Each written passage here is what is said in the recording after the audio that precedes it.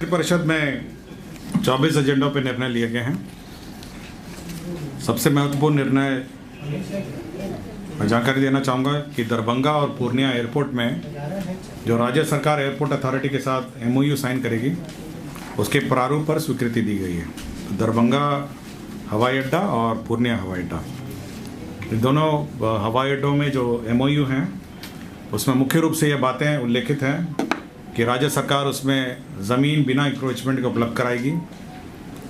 इसके कनेक्टिविटी 4 लेन से सड़क का मार्ग की कनेक्टिविटी देगी, बिजली पानी की उपलब्धता सुनिश्चित करेगी, जिसका भुगतान वे स्वयं करेंगे लेकिन उपलब्धता सुनिश्चित करेगी।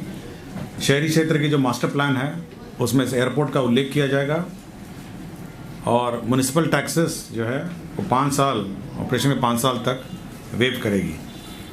तो यह MOU के पश्चात जो निर्माण कार्य है अब आरंभ हो सकेगा पूर्णिया और दरभंगा हवाई अड्डा का। तो यह एक महत्वपूर्ण निर्णय है जो लिया गया है।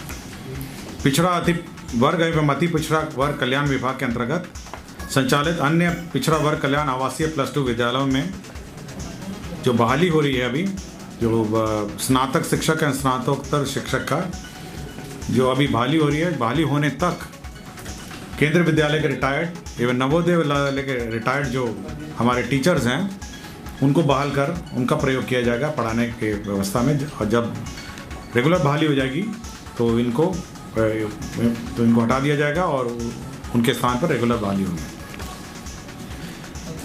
ऊर्जा विभाग का एक प्रस्ताव था जो समाधान यात्रा में भी चर्चा में आया था और लोगों की मांग थी। चंडी नालंदा में 2/50 MVA का क्षमता वाला 132/33 KVA का ग्रिड सबस्टेशन का निर्माण की स्वीकृति दी गई है। इसमें 129 करोड़ 75 लाख रुपए व्यय होंगे, जिसमें 20% राज्य सरकार देगी और 80% जो है 103.80 करोड़ राज्य सरकार की गारंटी पर विभिन्न बैंक से लोन लेकर निर्माण किया जाएगा।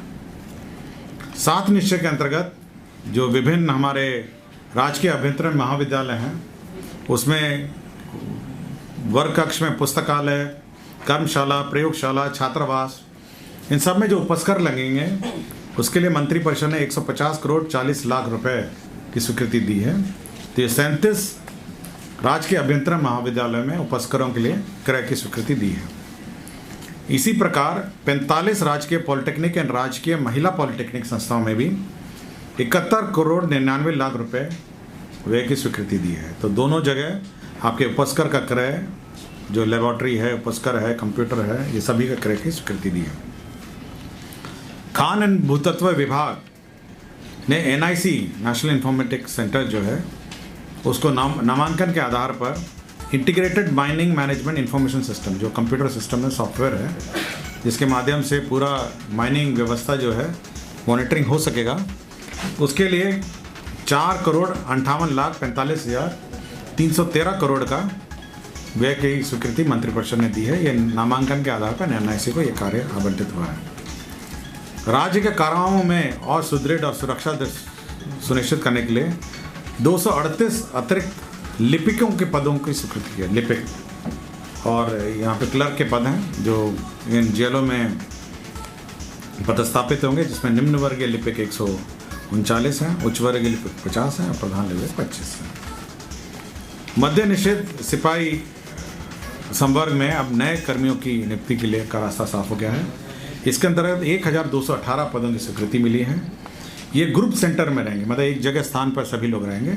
जैसे पटना ग्रुप सेंटर होगा, मुजफ्फरपुर ग्रुप सेंटर होगा, भागलपुर होगा, गया होगा, सहरसा होगा।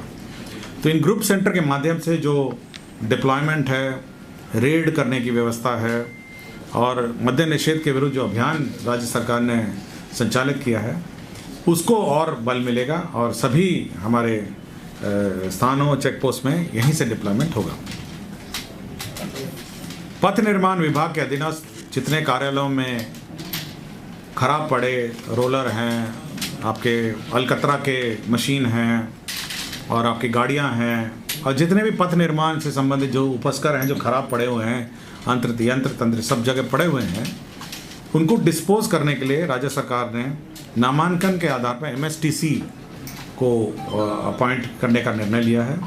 Mineral and metal trading corporation ये सभी स्थानों पर जो पड़े हुए हैं कबाड़ी है, जो सब मशीन है, उसका नीलामी में सहयोग देगी। एक कमेटी रहेगी, राज्य सरकार ने कमेटी गठन की है जो ये आइडेंटिफिकेशन करेगा, इसका सूची बनाएगा और निविदा के 21 दिन पूर्व इसका लिस्ट प्रकाशित पहले होगा, उसके बाद निविदा होगी और उसके बाद डिस्पोजल होगा। तो यह एक महत्वपूर्ण निर्णय है जो पथ निर्माण के जो कबाड़ी इधर उधर मशीनरी है उसका डिस्पोजल का है।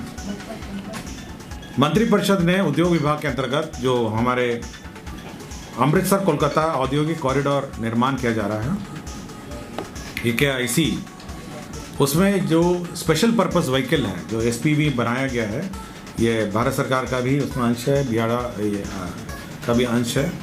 तो ये जो स्पेशल पर्पस व्हीकल है उसी में संशोधन, इसमें पूर्व में मंत्रिपरिषद स्वीकृति हुई थी, लेकिन भारत सरकार के अनुरोध पर कुछ संशोधन किए गए हैं।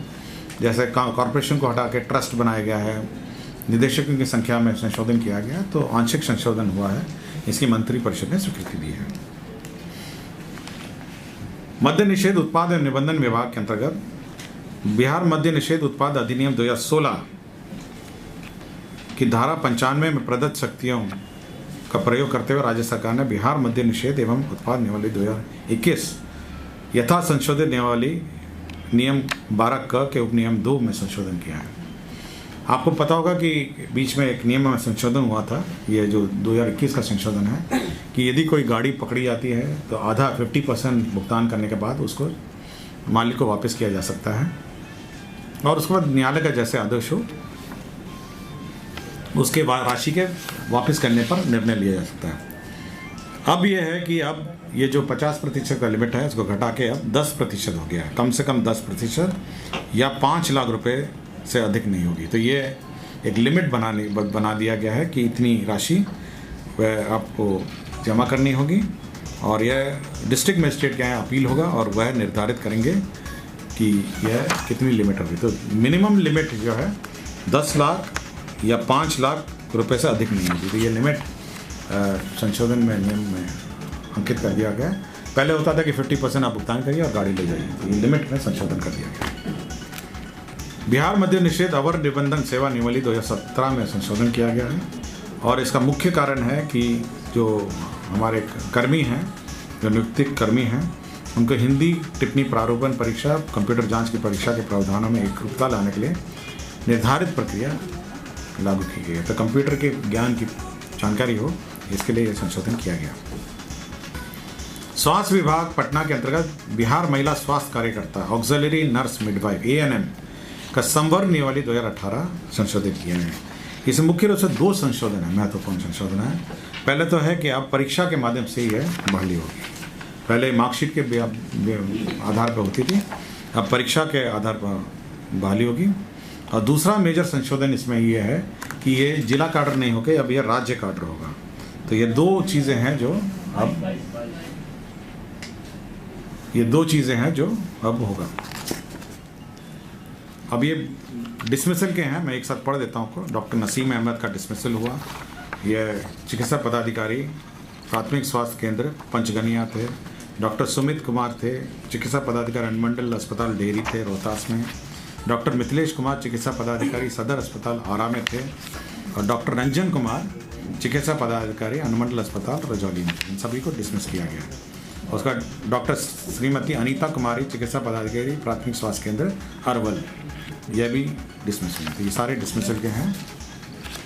इसके अतिरिक्त एक ध्रुव कुमार है, तत्कालीन अंचल अधिकारी त्रिवेणीगंज सुपौल, यह सस्पेंडेड थे, इनको भी बर्खास्त कर दिया गया है 15,000 घूस लेने के आरोप में, यह डिसमिस हो गया।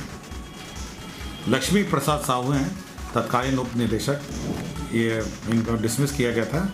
न्यायालय के आदेश के आलोक में इनको इनका जो आदेश है निरस्त कर दिया गया है और इनको जो परिणामी लाभ हैं वो दिए जाएंगे। और साथ ही साथ सरकार ने इस संबंध में इससे अपील भी दायर कर रखी है।